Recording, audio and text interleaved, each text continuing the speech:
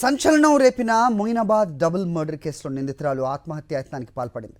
నిన్న మహిళల జంట హత్య కేసులో కరీమా బేగంను పోలీసులు అదుపులోకి తీసుకోగా నిందితురాలు పిఎస్లోని బాత్రూంలో యాసిడ్ తాగింది. వెంటనే అప్రమత్తమైన పోలీసులు చికిత్స నిమిత్తం ఆమెను హైదరాబాద్ తరలించారు.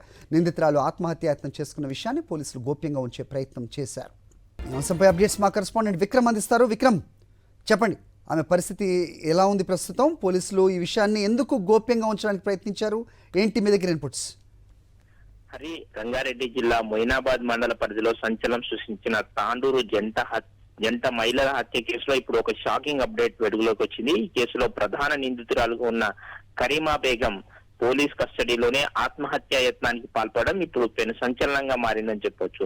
విశ్వసనీయ సమాచారం ప్రకారం తాండూరు నియోజకవర్గంలోని ఒక పోలీస్ స్టేషన్ లో విచారణ నిమిత్తం కరీమా బేగం ను పోలీసులు కస్టడీలో ఉంచారు. అయితే ఈ రోజు ఉదయం బాత్రూమ్ లోకి వెళ్లిన ఆమె అక్కడ క్లీనింగ్ కోసం వచ్చిన యాసిడ్ తాగినట్టు తెలుస్తుంది. వెంటనే గమనించిన పోలీసులు ఆమెను ప్రాథమిక చికిత్స అనంతరం మెరుగైన వైద్యం కోసం హైదరాబాద్ కు తరలించారు.